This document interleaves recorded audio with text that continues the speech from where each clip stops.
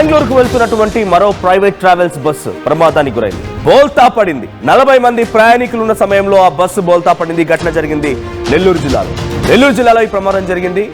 ఆ morning star travels పేరున్నటువంటి ఈ bus బోల్తా కొట్టడం మనం చూస్తూ ఉన్నాం. 6 ప్రయాణికులకి చాలా తీవ్రంగా గాయాలయ్యాయి. పెళ్లకూరు మండలం దొడ్లవారిమిట్ట హైవే పైన ఈ ఘటన చోటు చేసుకుంది. బెంగళూరుకి వెళ్తుండగా ఈ ప్రమాదం జరిగింది. విజువల్లో మనం చూస్తున్నాం బస్సు ఒకవైపుగా కంప్లీట్ గా వంగిపోయింది, కంప్లీట్ గా వన్ సైడ్ గా పడిపోయింది. అది ఇక్కడ మీరు చూస్తే ముందు డ్రైవర్ దగ్గర ఉన్న గ్లాసెస్ పూర్తిగా బ్రేక్ అయిపోయాయి. అంటే ఎగ్జిట్ వైపుగా పైకి ఉంది, మిగిలిన డ్రైవర్ భాగం వైపు కింద పడిపోయింది. మరి ఇలా జరిగిందనంటే ఇంకేదైనా ఢీ కొట్టిందా? అక్కడ రైలింగ్స్ కూడా బహుశా విరిగిపోయినట్టున్నాయి. ఆ రైలింగ్స్ కూడా విరిగిపోయినట్టు కనబడుతోంది. సో దొడ్లవారిమిట్ట అనేటువంటి ఆ ప్రాంతం దగ్గర ఈ ఘటన చోటు చేసుకుంది. సో గాయాల పాలైనటువంటి వారిని వెంటనే హుటాహుట్న నాయుడుపేట ప్రభుత్వ ఆసుపత్రికి తీసుకెళ్లి ట్రీట్మెంట్ అందిస్తున్నారు. అయితే బస్సు డ్రైవర్ నిర్లక్ష్యం వల్లే ఈ ప్రమాదం జరిగి ఉంటుందనేది ప్రయాణికులు చెప్తున్నారు. సో ప్రమాద సమయంలో బస్సులో దాదాపుగా 40 మంది ప్రయాణికులు ఉన్నారు. నెల్లూరు జిల్లాలో ఈ ఘటన చోటు చేసుకుంది. సో నిన్న మనం ఇదే సమయానికి ఎగ్జాక్ట్గా ఓ ప్రమాదం గురించి మాట్లాడుకున్నాం, ప్రైవేట్ ట్రావెల్స్ బస్సు ప్రమాదం గురించి. ఇటువంటి వరుస ఘటనలు జరుగుతూ ఉన్నాయి, ఒకదాని తర్వాత ఒకటి ఇంత పెద్ద ఎత్తున జరుగుతూ ఉన్నా ఇంకా ఈ ప్రమాదాలను ఎలా అరికట్టలేకపోతున్నామో అర్థం కావడం లేదు. ఈ ప్రమాదాలను ఎలా కొంత కంట్రోల్ చేయలేకపోతున్నామో అర్థం కావడం లేదు. నిన్న చాలా మంది కూడా నేను ఇదే సమయానికి ఒక ప్రైవేట్ ట్రావెల్స్ బస్సు ప్రమాదానికి గురైనటువంటి వార్తను చెప్పినప్పుడు స్పీడ్ లాక్ సిస్టమ్ని ఇంప్లిమెంట్ చేయండి, 40, 50, 60 లేదా 70 ఇక ఆ స్పీడ్ దాటారంటే బస్సు ఆటోమేటిక్గా లాక్ పడిపోవాల్సిందే. అటువంటి ఒక ప్రికాషనరీ మెజర్స్ని ఆర్టీఓ అధికారులు చాలా స్ట్రిక్ట్గా ఇంప్లిమెంట్ చేయాలన్నటువంటి వాదన వినిపించింది. చాలామంది కామెంట్స్ చేశారు. సో డెఫినెట్గా ఇక్కడ జరిగిన బస్సు ప్రమాదానికి గల కారణం కూడా ఆ స్పీడ్ అని ఉంటుంది.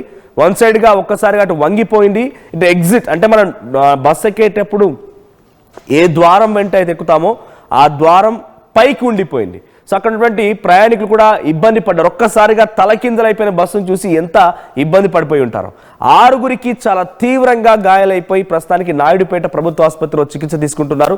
సో నెల్లూరు జిల్లాలో ఈ ఘటన చోటు చేసుకుంది.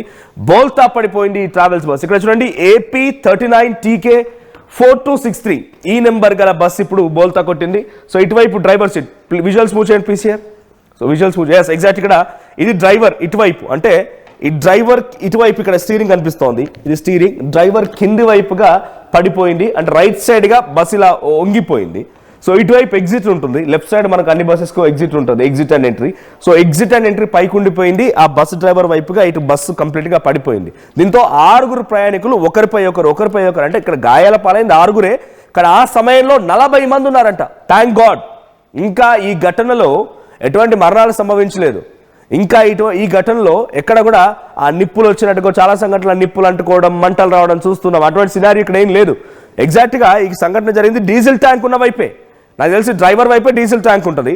సో డ్రైవర్ వైపున డీజిల్ ట్యాంక్ ఇటువైపుగా వంగిపోయింది, డీజిల్ అంతా కింద కారిపోయింది. సో అక్కడ ఆ విజువల్స్లో చాలామంది అక్కడ చుట్టూ వెళ్తున్న వారు అందరూ కూడా సహాయం చేసేందుకు అక్కడ చేరుకొని కొంత సహాయక చర్యలు చేపడుతున్నారు. సో అక్కడ పెట్రోలింగ్ పోలీసులు చేరుకున్నారు. అక్కడ వారందరినీ కూడా కాపాడి నాయుడుపేట ప్రభుత్వ ఆసుపత్రి నుంచి చికిత్స అందిస్తున్నారు. మా ప్రతినిధి గయాజ్ ఉన్నారు నెల్లూరు నుంచి. గయాజ్, సో ఏం జరిగింది? ఈ ప్రమాదానికి గల ప్రధాన కారణం ఏంటి? సో అదే వేరే వాహనాన్ని ఏదైనా ఢీ కొట్టిందా, లేదంటే దానంతట అదే పడిపోయిందా? ప్రయాణికులు ఏం చెప్తున్నారు? ఎంతమంది ఉన్నారు సమయంలో? ప్రస్తుతం వారి సిచ్యువేషన్ ఏంటి?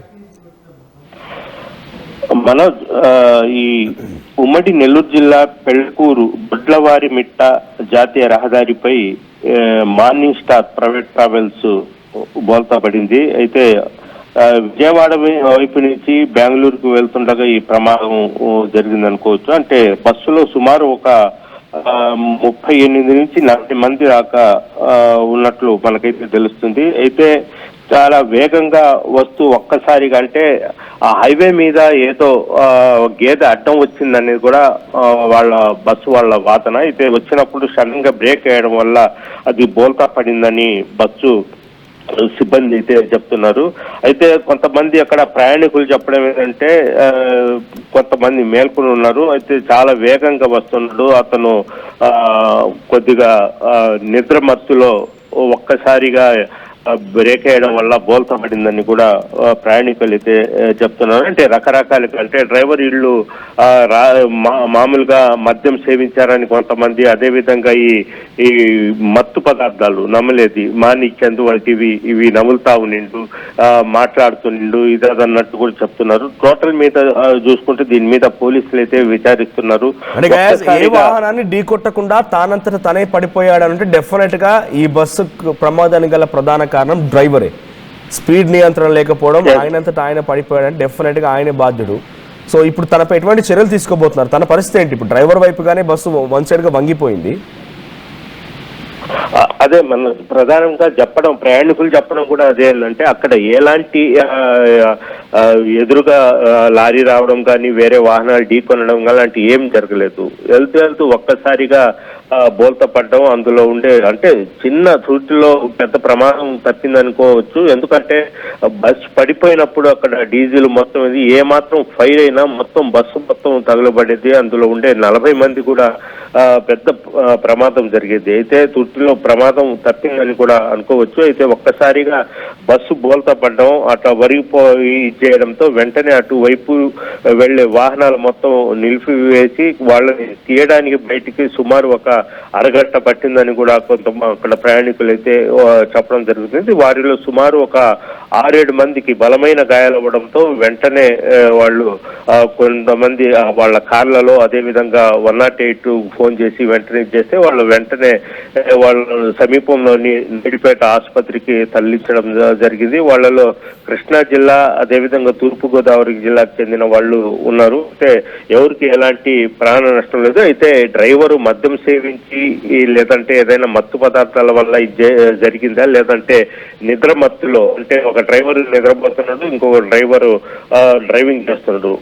డ్రైవరు నిద్ర మత్తుల వల్ల ఈ బోల్తా పడింది అనేది కూడా రవాణా శాఖ అధికారులు, ఇటు పోలీసు శాఖ అధికారులు కూడా దీని మీద డ్రైవర్ తో విచారిస్తున్నారు. మొత్తం మీద ఈ ప్రైవేట్ ట్రావెల్స్ లో ప్రయాణం అంటేనే ప్రజలు భయపడాల్సిన పరిస్థితి ఏర్పడుతుంది. అయితే వరుసగా లోయ లాంటిది ఉందా? జనరల్ గా ఒకవేళ బస్సు బోల్తా పడాలన్నా ఒక పెద్ద బండరాయిని ఎక్కి వన్ సైడ్ అవ్వడమా, లేకపోతే లోయ లాంటిది ఉందా, ఏదైనా స్పీడ్ బ్రేకర్ లేదంటే ఏదైనా డివైడర్ లాంటిది ఎక్కిందా? అంటే ఎంత వేగంగా వచ్చినా బస్ డ్రైవర్ నిర్లక్ష్యం ఉన్నా దాన్ని ఎలా బోల్తా కొట్టించగలిగాడు? ఎలా బోల్తా పడింది అది? మనోజ్, అక్కడ ఇది జాతీయ రహదారి, స్పీడ్ బ్రేకర్స్ కానీ అదే విధంగా అలాంటి ఏం లేవు. రోడ్డు పక్క కూడా చాలా విశాలమైన రోడ్డు, చాలా ఇదిగా మధ్యలో డివైడర్స్, అంటే చెట్లు ఉంటాయి. అంటే అటువైపు నుంచి వచ్చే వాహనాలు లైటింగ్ కూడా ఈ వాహనం మీద పడదు. అలాంటి చర్యలు కూడా నేషనల్ హైవే వాళ్ళు ఇచ్చేస్తున్నారు. చాలా రోడ్డు బాగుంటది. అయితే కేవలము ఇతను నిర్లక్ష్యమో లేదంటే నిద్రమత్తు మద్యం మత్తు వల్లే కేవలము డ్రైవర్ వల్లే జరిగింది ఇది. అయితే ఇక్కడ ఎలాంటి వాహనాలు ఢీకొనడం లేదంటే పక్కన ఏదైనా గోతుల్లో పడి మళ్ళీ అట్లా బోల్తా పడడం అలాంటి ఏం జరగలేదు. కేవలము ఒక్క క్షణంలోనే జరిగిపోయింది అది. అంటే అతను డ్రైవింగ్ చేస్తా లేదంటే ఏదైనా వాటర్ తాగే సమయంలో సరని ఒక సైడ్ కి బండి లాగిందా అనేది తదితర విషయాల మీద కూడా చేస్తున్నారు. టోటల్ మీద చేసుకుంటే ఇతను నిద్రమత్త లేదంటే ఏదైనా మత్తు పదార్థాల వల్ల ఇట్లా జరిగింది అనేది కూడా అయితే పోలీసులు, ఇటు రవాణా శాఖ అధికారులు అయితే విచారిస్తున్నారు. మనోజ్, రైట్.